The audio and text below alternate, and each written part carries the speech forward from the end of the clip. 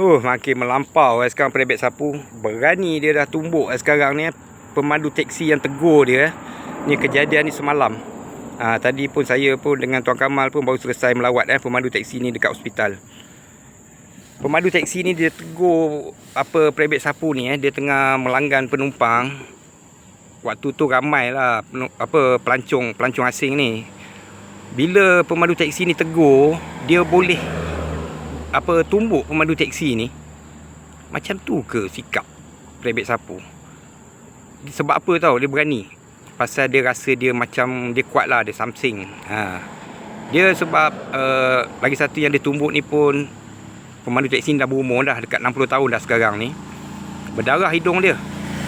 Laporan polis pun dah telah dibuat dan polis pun telah pergi ke tempat kejadian. Diharap pihak polis ambil tindakan yang tegas lah terhadap kes ini. Itulah, undang-undang ni mana tak tahulah. JPJ tolong ambil tindakan. Laporan pun saya dah buat dah kepada JPJ Selangor. Diharap JPJ Selangor ambil tindakan yang tegas lah.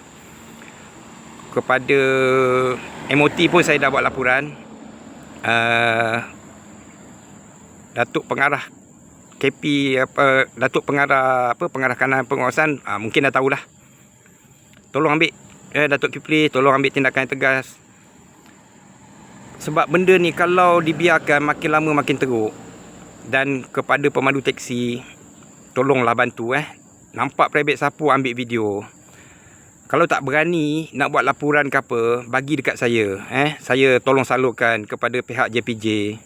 Cuma anda perlu nampak je perebet sapu, tak payah gaduh ke apa, tak payah. Anda just ambil gambar daripada jauh ke video kan. Yang penting bukti tu semua ada. Bagi tahu lokasi kat mana apa semua kan. Bila penumpang tu orang apa kan. Bagi kat saya. Saya tolong.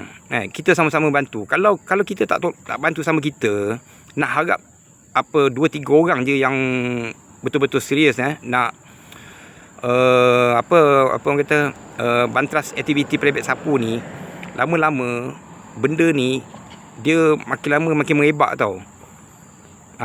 Masa tu barulah kita rasa susah nak cek penumpang. Bukan orang tak nak guna teksi, tapi sikap kita sendiri kita biarkan perebet sapu ni. Okey, tolong semua, tolong share video ni banyak-banyak. Okey, assalamualaikum.